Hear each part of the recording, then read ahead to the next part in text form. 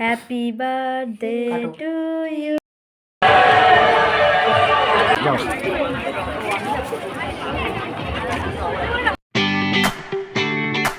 Hello everyone, কেমন আছো তোমরা সবাই? আশা করি সবাই ভালো আছো, আর আমিও কিন্তু বেশ ভালো আছি। আমার চ্যানেলে নতুন একটা ভিডিওতে তোমাদের সবাইকে অনেক অনেক স্বাগত আর অনেক ভালোবাসা। অনেক দিন পরে ইন্ট্রোটা দিয়ে শুরু করলাম ভিডিওটা। লাস্ট তোমাদের সাথে আমি দীঘার ব্লগ শেয়ার করেছি। তো দীঘা থেকে ঘুরে এসেছি তো অনেক দিন হলো। তো মাঝে আমাদের ওই বাড়িতে গেছিলাম আর কি, মানে আমার বাবার বাড়িতে। তো সেখান থেকে যাব ভেবেছিলাম একটুখানি আমাদের এখানে আর কি হাবড়া অশোকনগরে বাণীপুর মেলা হচ্ছে। প্রতি বছরই ভাবি যে যাব যাব যাব, কিন্তু কোনো বছরই আর কি সময় বা সুযোগ কোনোটাই হয়ে ওঠে না। তো এবার সিদ্ধান্ত নিয়েছি যে যাবই। তো বাণীপুর মেলার নাম কে কে শুনেছো বা বাণীপুর মেলায় কারা গেছো আমাকে কিন্তু অবশ্যই কমেন্ট করে জানিও। আমি ফেসবুকেও দেখেছি অনেক দূর থেকে মানুষজন আসে, তারা ছবি দেয়, সেটাও আমি দেখেছি।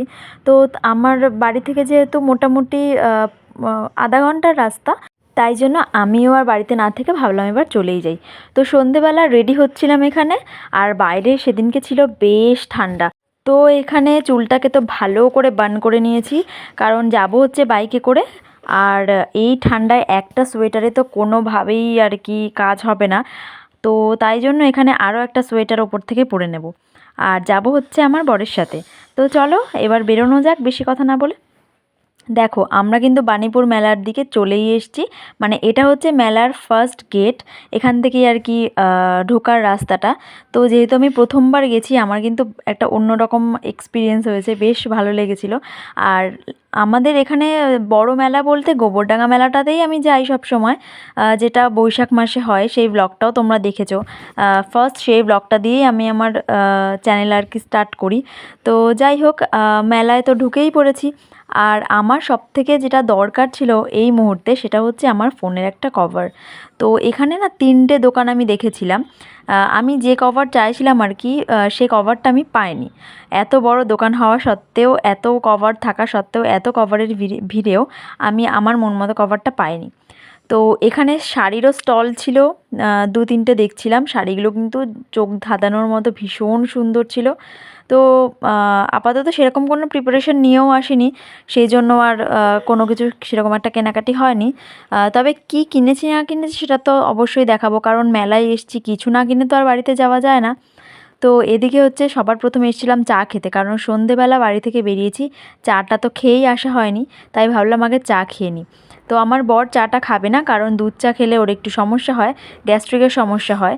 তো আমি মেনলি খুব একটা দুধ চা খাই না বাড়িতে থাকলে, তবে কোথাও বেরোলে দুধ চাটা খাওয়া হয়, এটা তো আমি প্রতিটা ভিডিওতেই আর কি বলে ফেলেছি। তো যাই হোক, এখানে চাটা খেয়ে এবার মেলাটা আর কি ঘুরবো, চাটার জন্যই একটু অপেক্ষা করছিলাম। এবার এইদিকে চলে এসেছি হচ্ছে, এদিকে ছিল বিভিন্ন রাইড আর কি, মানে বাচ্চাদের বড়দের সব রাইডগুলো এদিকে ছিল। মাঝে মাঝে মনে হচ্ছিল যে আমার ছেলেকে নিয়ে আসলে মনে হয় ভালোই হতো, আবার মনে হচ্ছিল যে না, এই ঠান্ডার মধ্যে ছেলেটাকে নিয়ে না এসেই ভালো হয়েছে, কারণ ওর ঠান্ডার সমস্যাটা একটু বেশি। তো এদিকে হচ্ছে আমরা একটু ছবিও তুলছিলাম। আর জানো তো, আমরা যখন মেলায় গেছিলাম তখন কিন্তু মেলা ছিল একেবারে শেষের পথে। মোটামুটি তখন আর 2 থেকে 3 দিন আর কি বাকি ছিল মেলার। আর এই যে রাইডটা দেখছো, এটা আমি প্রথমবার দেখলাম, মানে আমাদের গোবরডাঙ্গা মেলায় কখনো এই রাইডটা আমি দেখিনি। তো এগুলো চড়ার খুব একটা সাহস আমার কখনোই হয় না, আর আমি চড়িও না। তো এবার চলে এসেছিলাম হচ্ছে এদিকে একটু খাবারের সেকশানে। তো ভাবছিলাম যে কী খাবো কী খাবো, তারপর ভাবলাম একটু মোমো খাওয়া যাক। তারপরে মনে হলো সবসময় তো স্টিম মোমোটাই খাওয়া হয়, প্যান ফ্রাইড মোমোটা খুব একটা খাওয়া হয় না। তো তাই জন্য এখান থেকে নিয়ে নিয়েছিলাম প্যান ফ্রাইড মোমো, যেটা বাড়িতে গিয়ে তারপরে খাবো। তারপরে এখান থেকে চলে এসেছিলাম মেয়েদের সবথেকে দুর্বল জায়গা, যেখানটায় মেয়েরা সবথেকে বেশি আটকায়, যেখানে এই ক্লিপ, কানের দুল। তো এখান থেকে আর কি টুকটাক কিছু কিনবো ভাবছিলাম। তো এই যে ক্লিপগুলো, এগুলো না এখন খুবই বেরিয়েছে, মানে সবাইকে দেখছি এই টাইপের আর কি ক্লিপগুলো পরতে। তো তাই ভাবলাম একটা কিনে নিই। তো অনেকগুলো কালার ভ্যারাইটি ছিল, অপশান ছিল। তো আমি একটা হোয়াইট কালার নিয়েছি, আমার না হোয়াইট কালারটা ভীষণ পছন্দের। মোটামুটি ব্ল্যাক, হোয়াইট আর রেড, এই 3টে কালার আমি ভীষণ ভালোবাসি। তো এখান থেকে নিয়েছিলাম হচ্ছে একটা কানের দুল আর একটা ক্লিপ। আর দামটাও কিন্তু খুব একটা কম ছিল না। তো যাই হোক, একটু বার্গেনিং করে তো নিতেই হয়, তবে এখানকার মেলায় আর কি খুব একটা দাম কমাতে চায় না। যাই হোক, চলে এসেছি বাড়ির দিকে। আর বাড়িতে আসার পর মোমোটার জাস্ট অবস্থা তোমরা দেখো, কি বলবো, আর কিছু বলার নেই, ঠান্ডায় একদম জমে গেছে। আর মেলার স্যুপের যে কোয়ান্টিটি তোমরা জাস্ট এটা দেখো, এটা নিয়েছিল মোটামুটি 70 টাকা মতো। কোয়ান্টিটির কথা আর কি বলবো, মানে এতটাই কম। আর বাড়িতে এসে ঠান্ডায় আমার হাতগুলো পুরো একদম জমে গেছিলো, আমি হাত জাস্ট নাড়াতে পারছিলাম না। তো তোমাদেরকে এবার দেখাই যে মেলা থেকে কী কী কিনলাম। এই যে প্লেটগুলো দেখছো, এটা হচ্ছে 6টা ছিল, 6টা কি 7টা আমার ঠিক মনে নেই, যাই হোক তোমরা একটুখানি দেখে নিও। তো এটা হচ্ছে 60 টাকা নিয়েছিল, হয়তো আমি 6টাই নিয়েছিলাম, 60 টাকা নিয়েছিল। আর এই যে ক্লিপটাও আমি নিয়েছিলাম। প্লেটগুলো দেখে খুব ভালো লাগছিলো, তো আমার বাড়িতে ভেবেছি গেস্ট আসলে এই প্লেটগুলোয় করে আমি চা বিস্কিট দেবো, তো সেই ভেবেই প্লেটগুলো নেওয়া। আমার এই ঘরোয়া জিনিস, টুকিটাকি জিনিসগুলো কিনতে না ভীষণ ভালো লাগে। আর এই যে কানের দুলটা দেখছো, এই কানের দুলটা অনেক পছন্দ করে কিনেছি। যাই হোক, এটা হচ্ছে পরের দিনের ভিডিও, পরের দিন বিকেলের ভিডিও। চলে যাব বাড়ির দিকে, মানে 2 দিন বাড়িতে ছিলাম আর চলে যাব হচ্ছে বাড়িতে। এবার দেখাই তোমাদেরকে আমি ফ্রিজ থেকে কী বার করছি। তোমরা নিশ্চয়ই প্যাকেটটা দেখে বুঝেই গেছো এটার মধ্যে কী আছে, আশা করি আর বলার কোনো অপেক্ষা রাখে না। তবে বার্থডেটা কার সেটাই এবার তোমাদেরকে বলবো। তো বার্থডে ছিল আমার ভাইয়ের, ছিল হচ্ছে 15 তারিখ, মানে পৌষ সংক্রান্তির দিন। তো ওর বার্থডেটা আর কি থাকা হয়নি, সেই জন্য ভেবেছিলাম আমি চলে যাওয়ার আগে ওর বার্থডেটা একটু ছোট্ট করে, যেটুকু আমি আমার পক্ষে আর কি সম্ভব সেটুকু আর কি আমি করে যাব।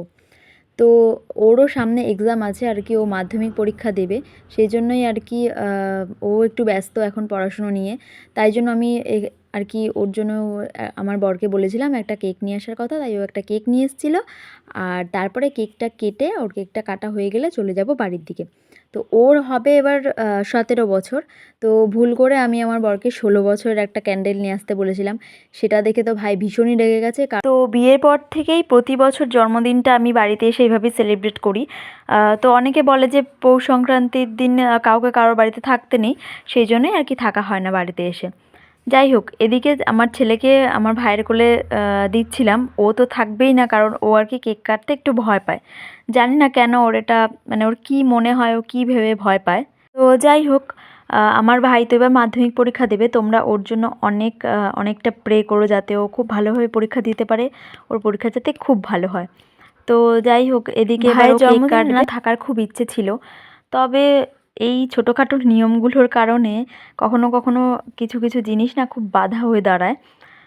মানে এটা ভেবে খুব খারাপ লাগে যে যে মেয়েরা নিজের বাড়িতে এত বছর ধরে বড় হয়, ঠিক বিয়ের পরেই সেই সব কিছু ছেড়ে যখন চলে যায়, তারপরেই কেমন যেন সবটা পাল্টে যায়, সবটা অন্যরকম হয়ে যায়। Happy birthday to you, happy birthday to you, happy birthday. তোমরা ভাবছো তো কেন এই কথাগুলো বললাম, আসলে সমাজের কিছু কিছু নিয়ম থাকে যেগুলো মানুষের সাথে মানুষের দূরত্বটা তৈরি করে দেয়। তো যাই হোক, এ ব্যাপারে আর বেশি কিছু বলবো না, অনেকেরই অনেক মতামত থাকতে পারে আর আছেও। আজকের ব্লগটা এই পর্যন্তই, সবাই ভালো থেকো, সুস্থ থেকো, দেখা হবে নেক্সট ব্লগে। আজকের মতো টাটা।